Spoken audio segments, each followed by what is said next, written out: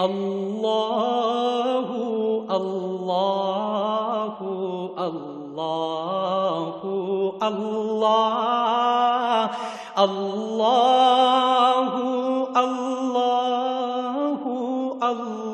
اللہ اللہ الحمد للہ رب العالمین والصلاة والسلام علی حبیبہ محمد وآلہ وصحبہ اجمعین اعوذ باللہ من الشیطان الرجیم بسم اللہ الرحمن الرحیم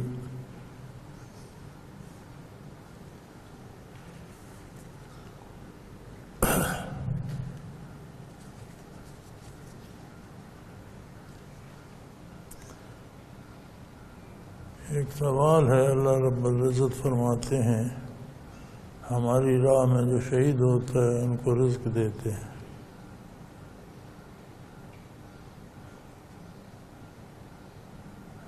یہ اگلا جملہ تو میں نے نہیں پڑھا قرآن میں، جن پر کرم فرما کر ان کو برزخ میں سکون نصیب ہوتا ہے، یہ تو قرآن میں نہیں ہے۔ یہ ضرور ہے والذین قتلوا فی سبیل اللہ لا تقولوا لمن يقتل في سبيل الله امواتا ولا تحسبن الذين قتلوا في سبيل الله امواتا احياء عند ربهم يرزقون۔ یہ اگلا جملہ فالتو ہے۔ قرآن کا موت و حیات کا تصور عمومی جو انسانوں میں تصور ہے اس سے الگ ہے۔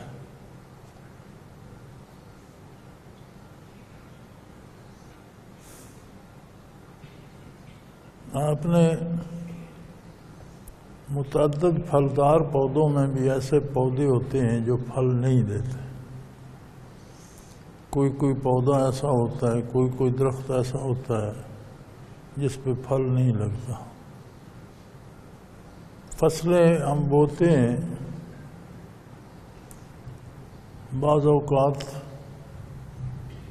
اس میں بھوسا بے شمار ہو جاتا ہے، غلہ نہیں ہوتا، کم ہوتا ہے، بہت کم ہوتا ہے۔ تو قرآن کریم کا موت و حیات کا تصور یہ ہے کہ جس نے عظمت الہی کا اقرار نہیں کیا، اللہ کے نبی کا دامن نہیں تھاما، ضروریات دین کو قبول نہیں کیا، قرآن کے نزدیک وہ مردہ ہے۔ یہ جسے ہم موت و حیات کہتے ہیں اسے قرآن اہمیت نہیں دیتا۔ اس کی وجہ یہ ہے کہ ہم نے تو اس کا ایک پوائنٹ پکڑا ہوا ہے نا، ایک نقطے پہ ہم جمے ہوئے ہیں کہ یہ اب زندہ ہو گیا اور یہ مر گیا۔ یہ تو مسلسل انقلاب ہے، ایک مادہ بناتی ہے قدرت، پھر اس مادے میں سے پھر انسان بنتا ہے، دنیا پہ آتا ہے، ماں کے پیٹ میں بھی مادے کی صورت میں بھی ہوتا ہے، پھر اس کا جسم بنتا ہے، پھر اس میں روح آتی ہے تو زندہ ہو جاتا ہے، دنیا پہ آتا ہے تو ہم کہتے ہیں پیدا ہو گیا، دنیا سے چلا جاتا ہے۔ تو خاکی اجزاء تھے، مادہ بنا تو کوئی موت حیات کا تصور نہیں ہے، مادے سے فرد بنا تو حیات کا تصور آ گیا، روح قبض ہو گئی تو کہاں مر گیا۔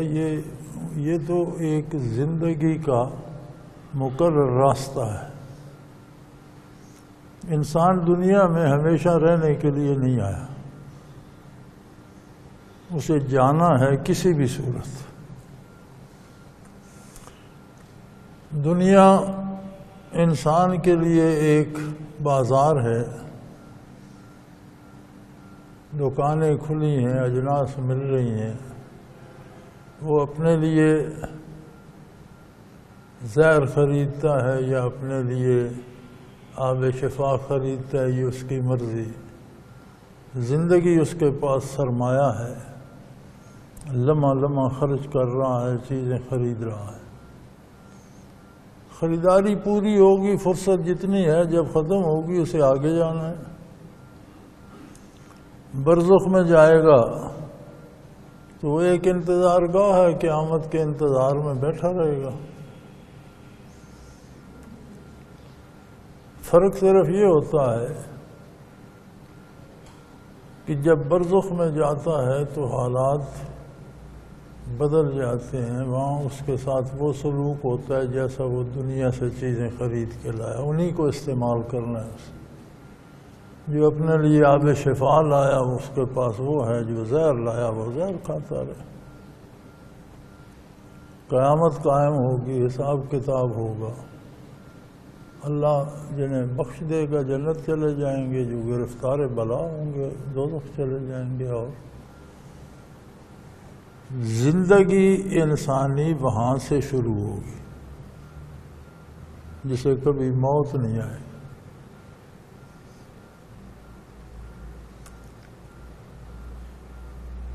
تو اس معنی میں جو اللہ کی راہ میں جان دے دیتے ہیں، شہید ہو جاتے ہیں، اللہ کریم فرماتے ہیں وہ مرتے نہیں ہیں، ان کی زندگی اور نکھر جاتی ہے۔ جسم کے پرخچے اڑ گئے، یہ ٹکڑے جمع کر کے جنازہ پڑا، قبر میں دفن کیا، پھر بھی فرماتا ہے لا تحسبن الذین قتلوا، جو اللہ کی راہ میں شہید ہوئے ان کے بارے یہ سوچنا بھی درست نہیں ہے کہ وہ مر گئے، ایسا گمان بھی نہ کرو۔ بل احیاء عند اللہ یرزقون، اللہ کے نزدیک زندہ ہیں، کھاتے پیتے ہیں۔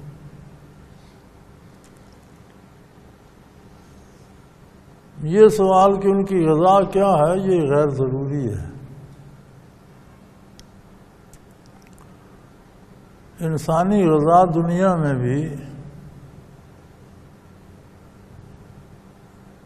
2-4 میل کے بعد ہر 3 میل پہ زبان بدل جاتی ہے، ہر 3 میل۔ سارے پنجاب میں پنجابی بولی جاتی ہے، لیکن آپ 3 میل پہ جائیں تو پنجابی کا تلفظ اور ہوگا، اگلے 3 میل جائیں تو اس کا تلفظ اور ہوگا۔ دنیا کی کوئی زبان لے لیں تو جو اہل زبان ہیں، زبان جو بولتے ہیں، تو زبانیں ہر 3 میل پہ بدل جاتی ہیں۔ اسی طرح باقی جو زبانیں سب کا یہی عالم ہے، یہی عالم غذا کا بھی ہے۔ ایک جگہ ایک چیز پسندیدہ غذا ہے، آپ تھوڑی دور جاتے ہیں تو اس گاؤں کی پسندیدہ غذا کوئی اور ہے، کہیں اور جاتے ہیں وہاں کی کوئی اور ہے، شہر میں جاتے ہیں تو وہاں وہ برگر کھا رہے ہیں، دیہات میں اس کا تصور بھی نہیں۔ تو جب دنیا سے برزخ میں جاتے ہیں تو ہر دیش کی، ہر ملک کی، ہر شہر کی اپنی غذا ہے۔ ہم ابھی وہاں گئے نہیں، ہم یہاں بیٹھے ہیں، ہمیں کیا پتا وہاں وہ کیا کھا رہے ہیں۔ سوال یہ ہے کہ ان کا رزق کیا ہے، یہ تو سوال ہی فضول ہے۔ ایمان اس بات پہ ہے کہ اللہ انہیں روزی دیتا ہے، جو اللہ نے بتایا احیاء عند ربہم یرزقون، اللہ کے نزدیک زندہ ہیں، انہیں رزق دیا جاتا ہے، وہ کھاتے پیتے ہیں، وہ آرام سے رہتے ہیں۔ تو ظاہر ہے اب عیسیٰ علیہ السلام الحمدللہ زندہ ہیں، انہیں آسمانوں پہ اٹھا لیا گیا۔ آپ کا کیا خیال ہے کہ آسمانوں پہ یہی دال روٹی گئی ہوگی، یہی ہنڈیا پکتی ہوگی؟ وہاں اسی طرح پھلکے بنتے ہوں گے توا ڈال کر؟ بھی جہاں ہیں وہاں کی غذا بھی ہوگی، خوراک بھی وہیں کی ہوگی، موسم بھی وہیں کے ہوں گے۔ ان یوما عند ربک کالف سنۃ مما تعدون، تمہاری گنتی کے حساب سے تمہارا 1000 سال گزرتا ہے تو عند اللہ 1 دن گزرتا ہے، یعنی زمین پہ 1000 سال گزر جاتا ہے، آسمان پہ 1 دن گزرتا ہے۔ ویسے بھی آپ ایک نقطہ لگا کر گردا گرد دائرہ لگائیں تو جتنے نقطے اس میں آپ لگائیں جو اس مرکزی نقطے سے قریب ہوگا اس کے چکر زیادہ ہیں. جو باہر کے بارڈر پہ ہوگا اس کا ایک چکر پورے ہونے تک یہ شاید ہزاروں چکر لگا چکا ہوگا جو مرکز کا. سارے دنیا کی حرکت میں 1000 سال گزر جاتا ہے، آسمان پہ ایک دن گزرتا ہے. تو اس کا مطلب ہے 21ویں صدی جا رہی ہے تو 2 دن گزر گئے، تیسرا شروع ہوا حضرت عیسیٰ علیہ السلام کی عمر مبارک. یہاں سے گئے 21ویں صدی شروع ہو گئی، لیکن وہاں پہ 2 دن گزرے. اسی لیے حدیث مبارکہ میں ملتا ہے نا کہ جب تشریف لائیں گے تو جوان ہی ہوں گے. 2 دن اور گزر جائیں گے یا ہفتہ اور گزر جائے گا تو اس میں بوڑھے تو نہیں ہو جائیں گے. 2 ہفتے گزر جائیں، مہینہ گزر جائے. تو جہاں کوئی ہوتا ہے وہاں کی ضروریات الگ ہوتی ہیں. آپ ایک صحرا میں ہیں تو موسم اور ہیں، آپ کے لباس کی ضروریات اور ہیں. آپ برفستانوں میں چلے جاتے ہیں تو وہاں کی ضروریات، بندہ تو وہی ہے، موسم بدل گئے، لباس بدل گئے، ضرورتیں بدل گئی. تو دنیا میں دنیا کے کھانے ہیں،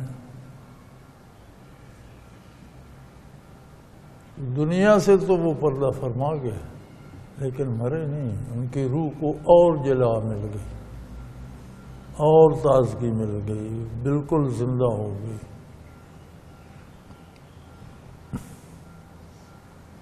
ان کے وجود بھی زندہ رہتے ہیں.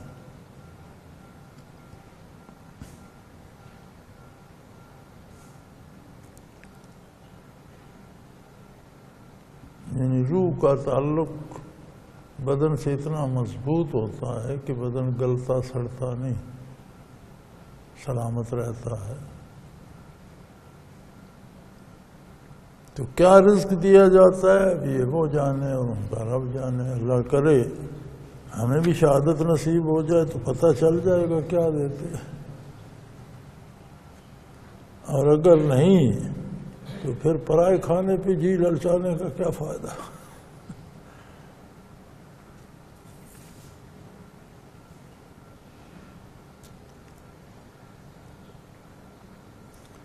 اللہ رب العزت کی مہربانی سے نیا ساتھی مراقبہ قربیت تک پہنچ جاتا ہے. اس مراقبہ نے کے لیے کتنی دیر معمول روزانہ کرنا ضروری ہے اور نہ کرنے کا کیا نقصان ہے. ذکر الہی کا ٹائم ٹیبل اللہ نے خود دیا ہے. جہاں ذکر کرنے کا حکم دیا ہے وہاں اس کا ٹائم ٹیبل بھی دیا ہے، طریقہ بھی بتایا.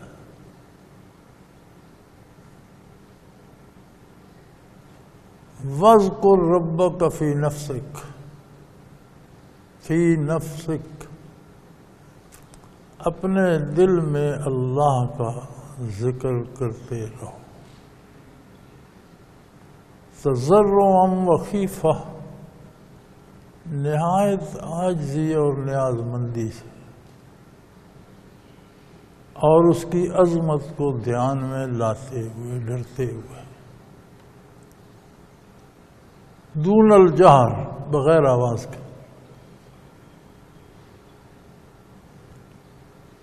طریقہ آ گیا نا. وَاذْكُرْ رَبَّكَ، اپنے پروردگار کا ذکر کر. فی نفسک کا، دل ہی دل میں. تضرعا وخیفتاً، اس سے نہایت عاجزی، نیاز مندی سے، اور اس کی عظمت سے لرزاں و ترساں. دون الجہر، بغیر آواز کے.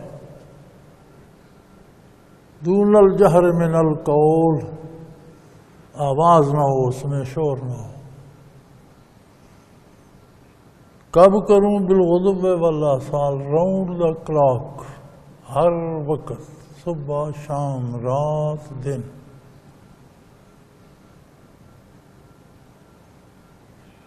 وَلَا تَكُن مِّنَ الْغَافِلِينَ، غافلوں میں شامل نہ ہونا۔ اب غفلت ایک ایسا عمل ہے کہ بندے نے 10 سال ذکر چھوڑ دیا تو 10 سال کی غفلت ہے، 1 سال چھوڑ دیا تو 1 سال کی غفلت ہے، 1 دن چھوڑ دیا تو 1 دن کی غفلت ہے۔ جو لمحے بغیر ذکر کے گزر گئے ان لمحوں کی غفلت ہے۔ غفلت کی کوئی حد مقرر نہیں ہے، غفلت غفلت ہے، تھوڑی بھی غفلت ہے، زیادہ بھی غفلت ہے۔ تو فرمایا غافل نہیں ہونا۔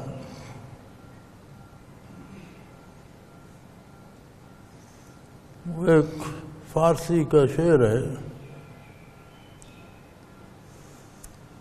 رفتم کے خارز پاکشم،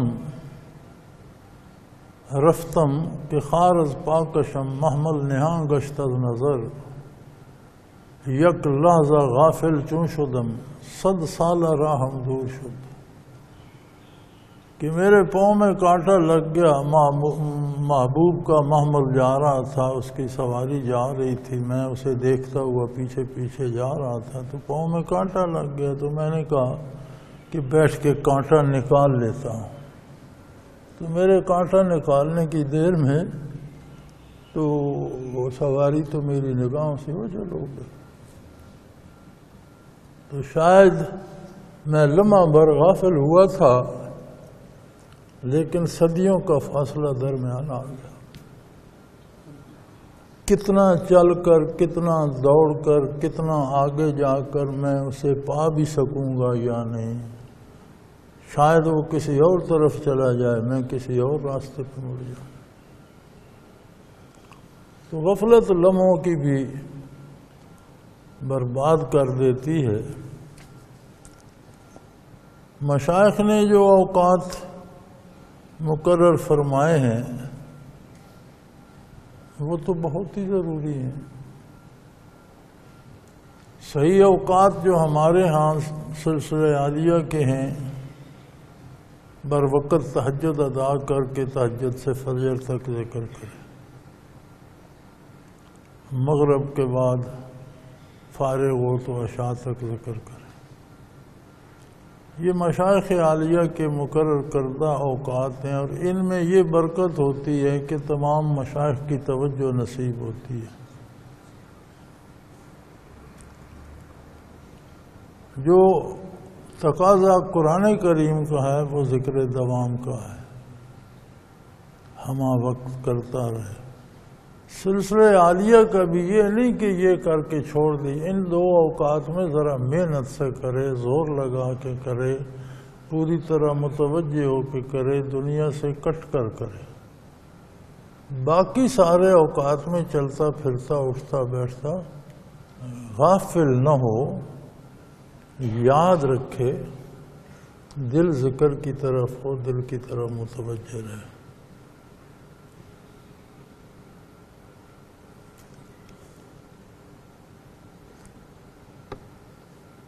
نہ کرنے کا نقصان کیا ہوتا ہے؟ ہم مادے میں کھو گئے ہیں، کیونکہ عقل مادی ہے، نگاہ مادی ہے، محسوسات حسیات ساری مادی ہیں ظاہراً، نفس بھی مادے ہی کے بخارات ہیں، پھر ساتھ شیطان مل جاتا ہے، تو یہ ساری چیزیں مل کر مادہ چونکہ ہماری مادی نگاہوں کے سامنے ہے، مادی لذت ہم محسوس کرتے ہیں، تو ہم اسی میں فنا ہو جاتے ہیں۔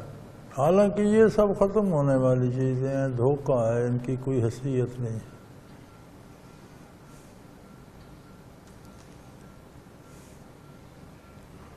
لیکن آپ نے دیکھا کہ جن لوگوں کو عہدے ملتے ہیں، مراتب ملتے ہیں، ملازمتیں ملتی ہیں، جب وہ اوقات کار پہ کام نہیں کرتے، کام پہ نہیں جاتے ہیں تو سستی کرتے ہیں، فائلیں ڈھیر لگتا رہتا ہے، بالآخر انجام کیا ہوتا ہے؟ رسوا ہوتے ہیں، معطل کر دیے جاتے ہیں، نوکریوں سے نکال دیے جاتے ہیں۔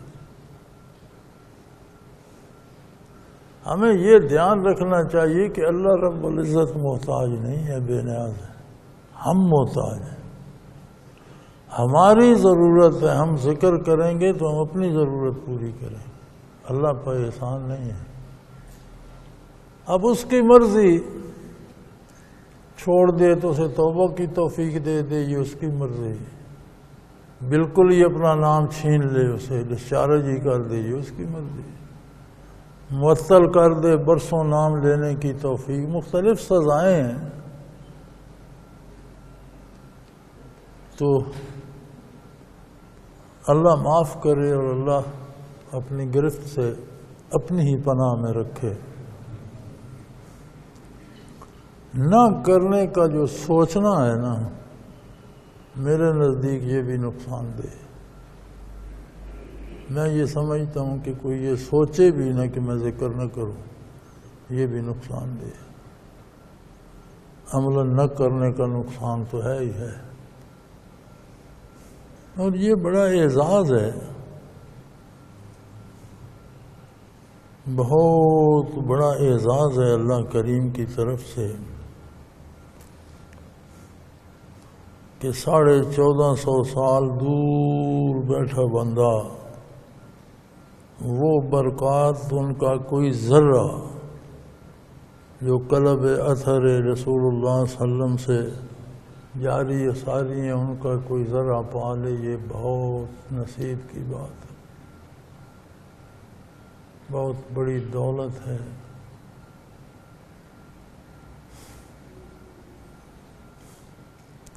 ہمارے ایک ساتھی ہوا کرتے تھے، ابھی جماعت کی ابتدا نہیں ہوئی تھی،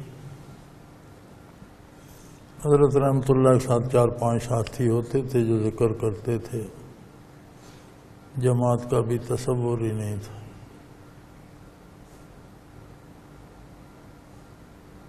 تو ایک ساتھی تھے، چکرالے کی تھے، نمبردار بھی تھے، ذمہ دار تھے بڑے۔ دندہ شاہ بلاول اڈے پر ہم بیٹھے تھے، ویسے ہی کسی اس کے دوست نے اس سے سوال کر لیا کہ تم ہر وقت مولانا صاحب کے ساتھ گھومتے رہتے ہو اور سنا ہے کوئی یہ ذکر بھی کراتے ہیں، اور پھر اس کا کیا ہوتا ہے؟ سادہ ذمہ دار آدمی تھا، سفید پوش۔ مجھے آج تک یاد ہے، اس نے کہا بھائی جب قبر میں تمہارا سر زمین پر رکھ کر قبر بند کر دیں گے نا، اس وقت اس کی قیمت کا اندازہ ہوگا کہ میرے پاس کیا ہے۔ جہاں میں بتاتا رہوں تم سنتے رہو، نہ میں بتا سکتا ہوں نہ تم سمجھ سکتے۔ یہ سرمایہ ایسا ہے کہ جس کی حقیقی قیمت کا پتہ تب چلے گا جب تمہارا سر خاک پر رکھا ہوگا اور اوپر منو مٹی ڈال دی جائے گی، تو تب تمہیں اندازہ ہوگا کہ میرے پاس اللہ کا نام ہے اور اس کی قیمت کیا ہے۔ یہاں نہیں ہو سکتا۔ مجھے ان کی وہ بات آج تک اچھی طرح الفاظ تک یاد ہیں۔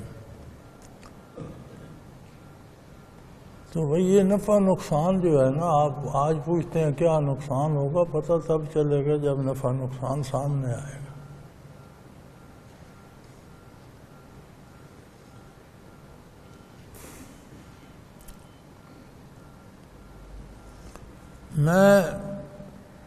ویسے میں نے سرسری دیکھی، پوری کتاب نہیں پڑھ سکا۔ پیر میر علی شاہ صاحب رحمۃ اللہ تعالیٰ علیہ کی سوانح کسی نے لکھی ہے، شاید میرے منیر نام ہے۔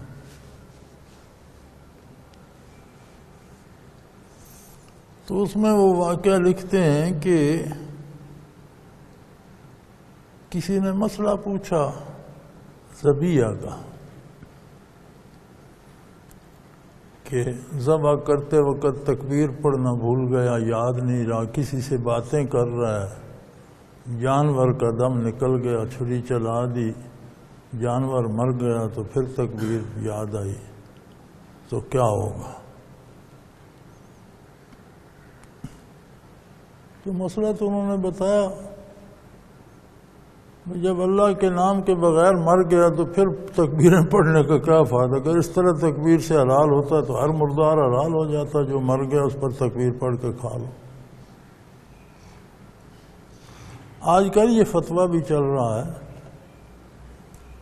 اور میں عرب میں تھا تو میں نے ان کے اس پہ ٹی وی پہ سنا تھا، ان کا پیریڈ ہوتا ہے جو علماء جواب دیتے ہیں، اس میں سوال یہ تھا کہ اس وقت جو مرغ آتے تھے مغربی ممالک سے،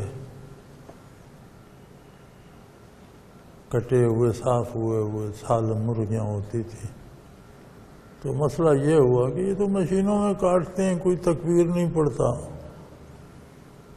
تو یہ حرام ہوگی حلال ہوگی کیا ہوگا؟ تو علماء نے فتویٰ یہ دیا کہ آپ کھاتے وقت بسم اللہ پڑھ رہے ہیں۔ مجھے بڑی اس پہ حیرت تھی، میں اس جستجو میں رہا کہ یہ کیسے ہو سکتا ہے؟ تو پھر ایک حدیث پاک ملی مجھے، وہ بالکل صورت مختلف ہے، انہوں نے اس سے فتویٰ مختلف لیا ہے۔ وہ صورت یہ تھی کہ حضور اکرم صلی اللہ علیہ وسلم کے سامنے ایک سوال پیش کیا گیا تھا کہ یا رسول اللہ، یہ جو ہمارے دیہاتی لوگ ہیں اور عموماً یہ قصابی جو کرتے ہیں، تو یہ نئے نئے مسلمان ہوئے ہیں مسلمان، انہیں پتہ نہیں تکبیر آتی بھی ہے کہ نہیں، تو اس کا طریقہ صحیح آتا ہے یا نہیں، صحیح تکبیر پڑھتے ہیں کہ نہیں، ہم ان سے گوشت تو لے لیتے ہیں۔ تو آپ نے فرمایا خیر ہے، تم لے لیتے ہو تو تم اللہ کا نام لے کر کھا لو۔ اب یہ بالکل مختلف طریقہ ہے، وہاں ایک شبہ ہے کہ ہے تو مسلمان، پتہ نہیں اب اسے تکبیر یاد ہے یا نہیں، اس نے سیکھی ہے یا نہیں۔ ایک سرے سے کافر ہے، اللہ کو مانتا ہی نہیں، اس نے تکبیر سے کیا لینا تھا، وہاں یہ فتویٰ تو کارگر نہیں ہے۔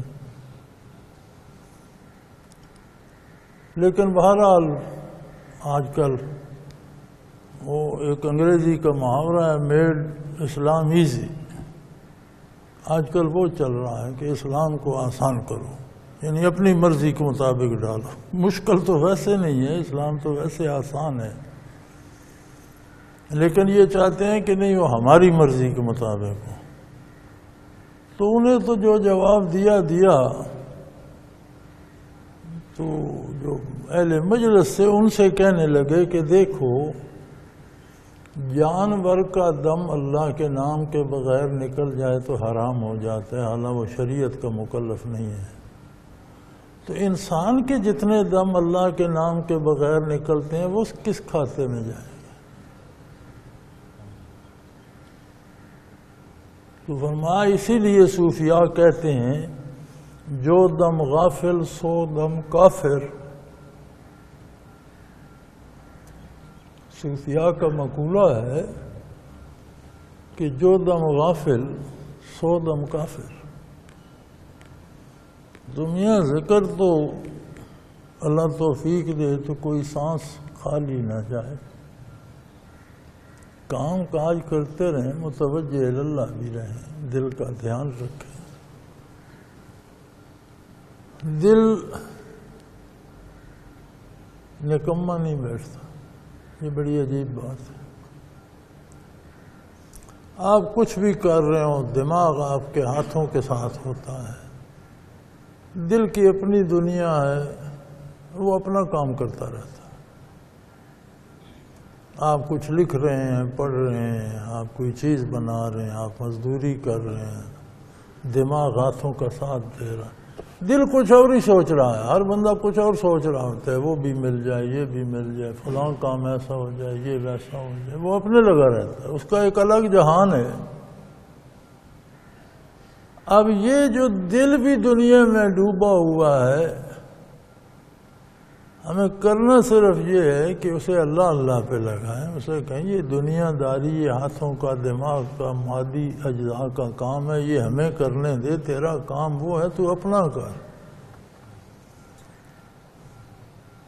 تو وہ صوفیاء کہتے ہیں کہ ہتھ کار وال دل یار وال، بدن کاروبار حیات کرتا رہے لیکن دل اللہ کو یاد کرتا رہے، تو بھئی اس کی کوئی حدود و قیود نہیں ہے، ہمت کی بات ہے، جتنا کو کر سکتا ہے، اس میں کوئی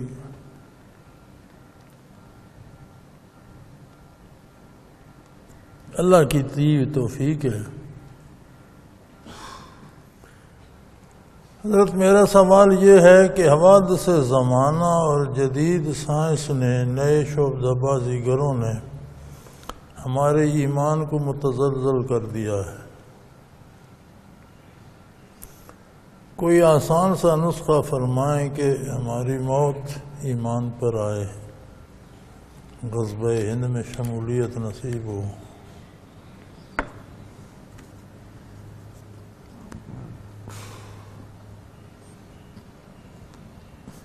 بڑی عجیب بات ہے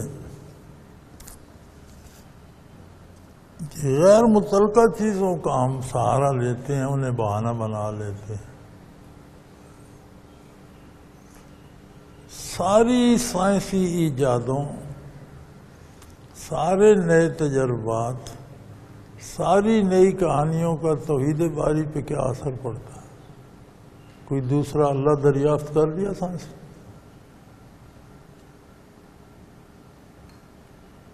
اسباب ہی دریافت کیے ہیں نا۔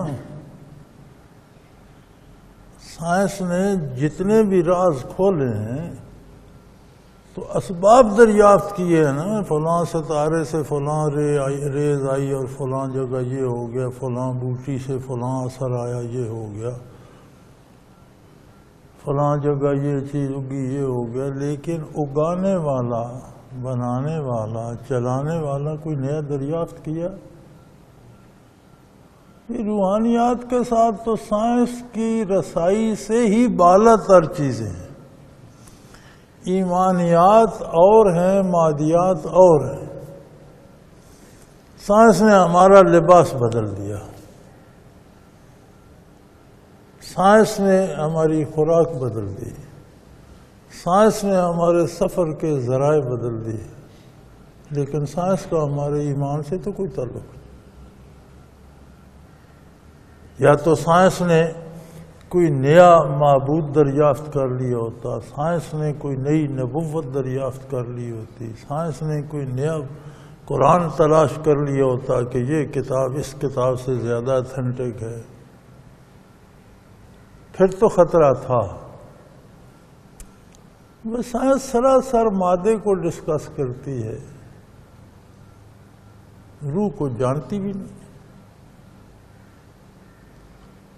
روح، ایمانیات، روحانیات یہ سائنس کا موضوع ہی نہیں۔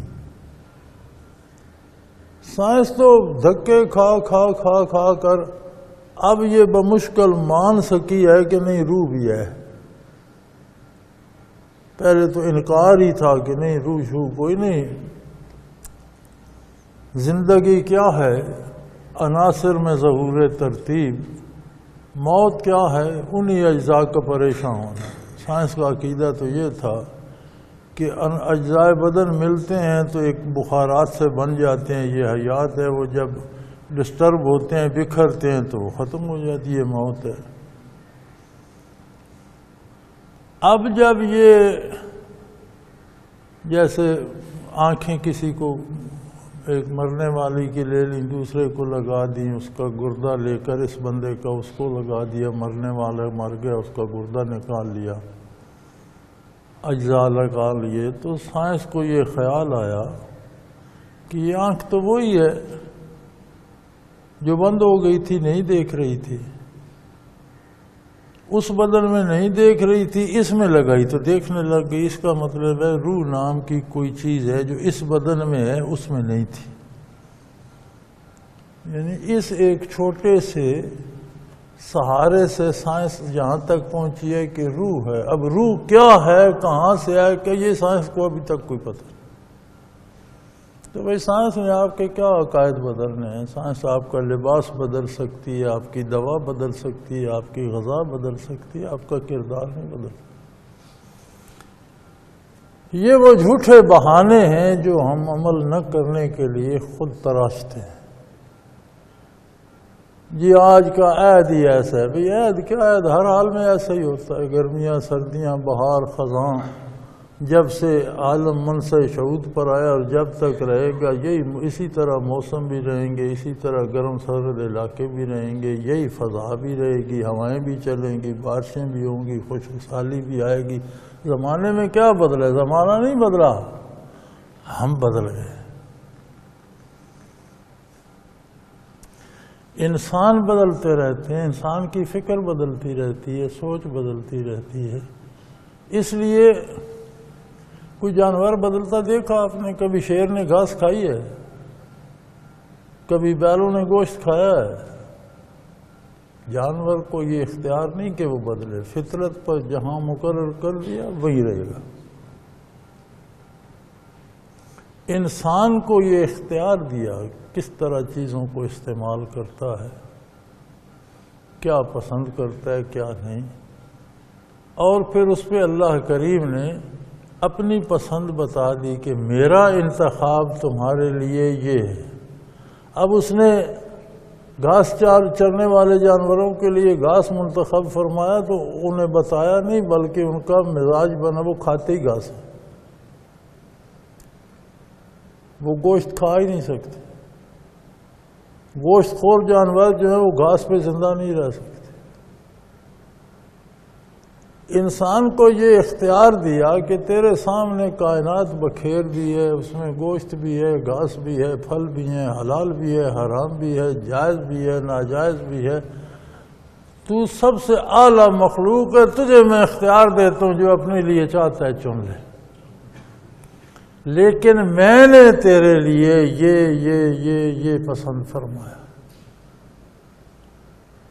اگر تو میرے ساتھ رہنا چاہتا ہے، میری پناہ میں رہنا چاہتا ہے، تو یہ کھا، یہ نہ، حلال کھا، حرام نہ کھا، جائز کام کرنا جائز.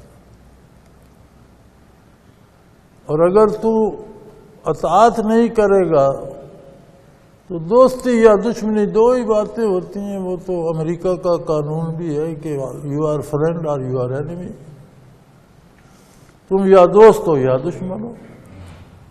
یہ مخلوق کی جرأت نہیں یہ کہہ سکے. یہ اللہ کی بارگاہ کا فیصلہ ہے. یا اللہ کے لوگ دوست ہیں یا دشمن.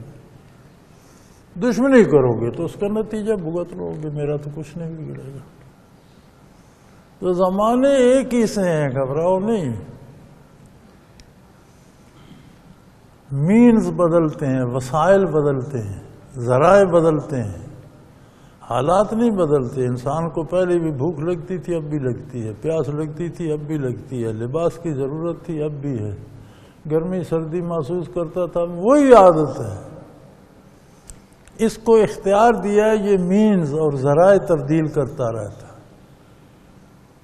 پہلے ہم دیسی روئی کے بڑے بڑے بھاری لحاف لیا کرتے تھے. اب وہ کوئی ولیتی آ گئی ہیں، وہ ہلکی بھی ہیں، پتلی سی بھی ہیں، اس سے گرم بھی زیادہ ہیں.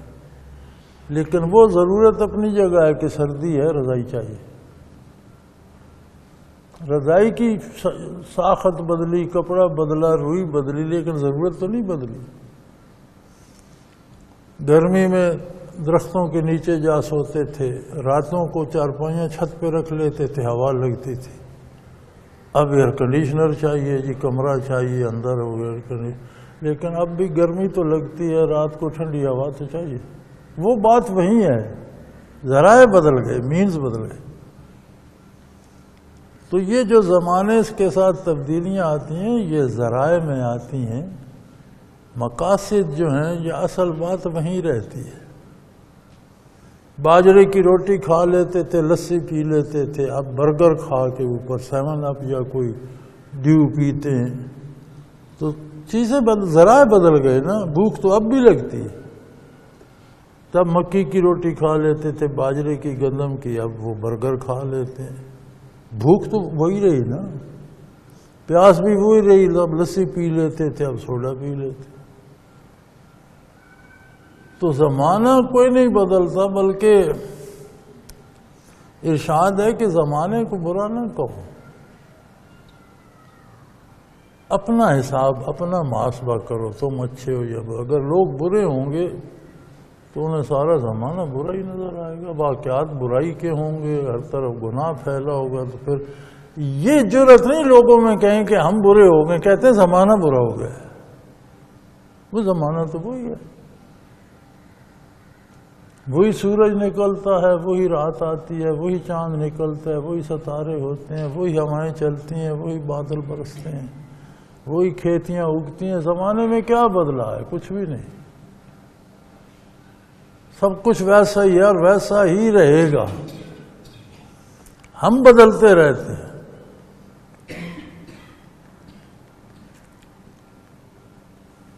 بات ایجاب کی ہے۔ ایجاب کہتے ہیں کسی چیز کو قبول کرنا۔ ایک بہت معروف مقرر تھے مولانا گل شیر رحمۃ اللہ تعالی علیہ، ایک اجرتی قاتل سے شہید کرا دیے گئے تھے، تو وہ بڑے خوش الحان تھے اور شروع میں گانے گایا کرتے تھے، اور ان کے متعلق مشہور تھا کہ کوئی دینی جلسہ بھی ہوتا اور علماء تقریر کر رہے ہوتے تو وہ سامنے کسی جگہ پر، سڑک پر، گراؤنڈ میں کہیں مجمع لگا کر گانا شروع کر دیتے تو لوگ علماء کی مجلس سے اٹھ کر وہاں چلے جاتے۔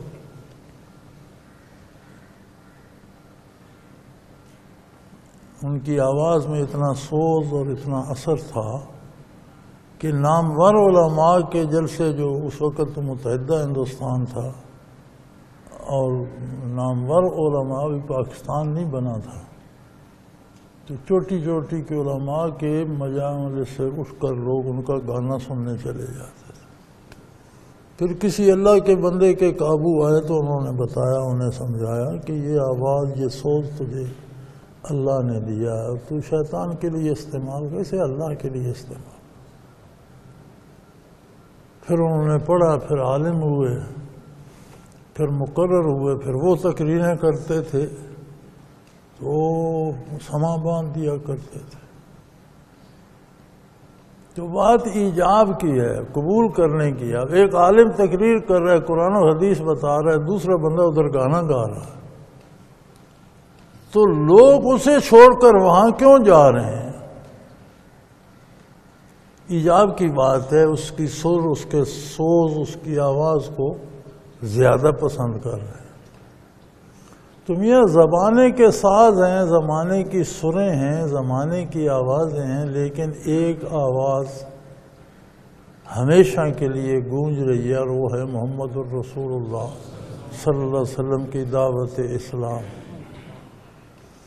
یہ فیصلہ ہمارا ہے کہ ہم یہ رنگ و آہنگ جو زمانے کا ہے اسے قبول کرتے ہیں، یا اس سارے شور و غوغا میں ہم لبیک کہتے ہیں رسول اللہ صلی اللہ علیہ وسلم۔ یہ فیصلہ ہمارا ہے۔ ہم علماء کا مجمع چھوڑ کر گانا سننے چلے جاتے ہیں، یا گانے سے اٹھ کر یہاں آ جاتے ہیں۔ ایک طرف زمانے کی آوازیں اور ایک طرف محمد الرسول اللہ صلی اللہ علیہ وسلم کی دعوت ہے، اور اس میں کوئی کمی نہیں آئی۔ دنیا کا کوئی لمحہ روئے زمین پر ایسا نہیں جب اذانیں نہ ہو رہی ہیں۔ آپ کو اندازہ کرنا ہو تو کبھی گلوب کو لائٹ کے سامنے رکھ کے دیکھ لیں اور اسے حرکت دیتے رہیں تو آپ کو نظر آئے گا کہ روشنی چل رہی ہے اور پیچھے تاریکی آ رہی ہے۔ دنیا میں جہاں فجر کی اذان کا وقت ایک جگہ ختم ہوتا ہے تو اگلی جگہ فجر کی اذان شروع ہو جاتی ہے۔ وہاں فجر کا وقت نکل رہا ہوتا ہے تو آگے فجر آ رہی ہوتی ہے، یعنی تسلسل ہے، ایک سرے سے دوسرے سرے تک پانچوں اذانیں دیر بھر گونجتی رہتی ہیں۔ یہاں زور ہے،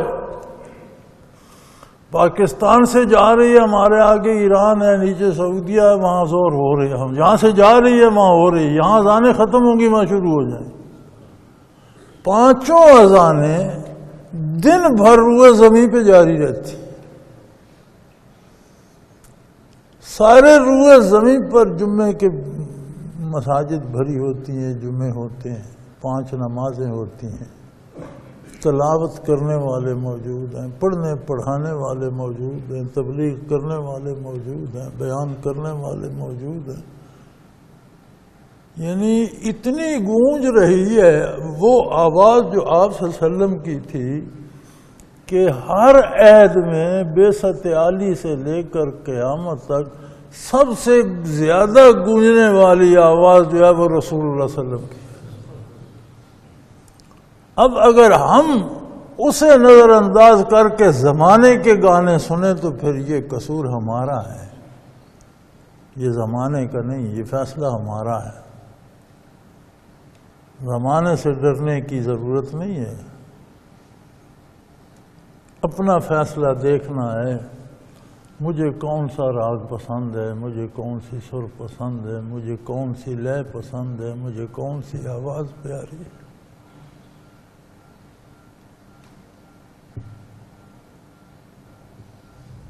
تو یہ تو میاں بہانے ہیں، زمانہ بدل گیا، زمانہ برائی کا ہے، نیکی کا زمانہ نہیں، یار یہ سب فضول بات ہے. اگر اللہ حالات ایسے پیدا کر دیتا، زمانہ بدل دیتا تو لوگوں کو نیکی کا مکلف ہی نہ رکھتا. وہ کیوں تکلیف دیتا؟ جو بات بندہ کر نہیں سکتا اس کا مکلف ہی نہیں. یہ قانون تو اسلام میں شروع سے ہے نا. اب نماز میں کھڑا ہونا فرض ہے، رکن ہے نماز کا. جو نہیں کھڑا ہو سکتا وہ بیٹھ کر پڑھ لے، وہاں اس کے فرض ساقط ہو گئے. زمین پہ سجدہ رکھنا، دونوں ہاتھ قبلہ رو زمین پہ ٹیکنا، پاؤں کی ساری انگلیاں زمین پہ ہوں، گھٹنے زمین پہ ہوں، ناک زمین پہ ہو، پیشانی زمین پہ ہو، یہ شرط ہے سجدے کی، ارکان ہے سجدے کی. نہیں کر سکتا، کرسی پہ بیٹھ کے جھک کے اشارہ کر کے کر لے، اس کا سجدہ منظور، اس کا مکلف ہی نہیں رہا. تو اگر قدرت کی طرف سے حالات ایسے ہیں کہ ہم اسلام پہ نہیں چل سکتے تو پھر تو ہم اسلام کے مکلف ہی نہ رہتے. حالات نہیں بدلے، زمانہ نہیں بدلا، مینز، وسائل، ذرائع وہ بدلتے رہتے ہیں. وہ ہر عہد میں بدلتے رہتے ہیں بھائی، وہ پہلے بھی بدلتے رہتے تھے، شاید ہم سے بعد اور بدل جائیں گے. ہم جب سکول پڑھتے تھے تو ہمارے پاس سائیکل کا ہونا وہ آج کی ہمر گاڑی سے زیادہ قیمتی ہوتا تھا.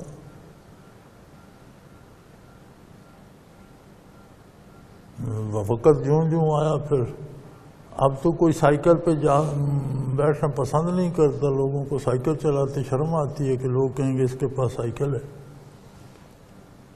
کم از کم موٹر سائیکل تک تو ضرور آدمی جاتے. تو یہ چیزیں بدلتی رہتی ہیں. سفر تو نہیں بدلا، پیدل بھی سفر کرنا پڑتا تھا، سواری پہ بھی سفر، سائیکل پہ بھی، موٹر سائیکل پہ، کار پہ بھی، لیکن سفر کرنے کی ضرورتیں تو نہیں بدلی، سفر کے ذرائع بدلے. تو زمانہ نہیں بدلتا، ذرائع بدلتے ہیں. آپ ذرائع کے اسیر نہ ہوں،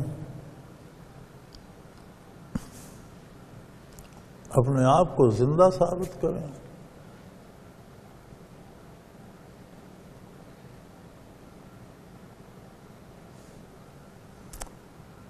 وآخر دعوانا ان الحمد للہ رب العالمین. الحمد للہ رب العالمین والصلاة والسلام علی حبیبہ محمد وآلہ وصحبہ اجمعین. اللہم ربنا لا تقتلنا بغضبک ولا تہلکنا بعذابک واعف عنا قبل ذلک. اللہم ربنا لا تسلط علینا من لا یرحمنا. انت ولینا فی سفرنا وحضرنا فی مالنا واہلنا. انت ولینا فی الدنیا والآخرہ. توفنا مسلمین والحقنا بالصالحین. اللہم انصر الاسلام والمسلمین انک علی کل شیء قدیر. وصلی اللہ تعالی علی حبیبہ محمد برحمتہ. اللہ اللہ اللہ اللہ اللہ اللہ اللہ اللہ۔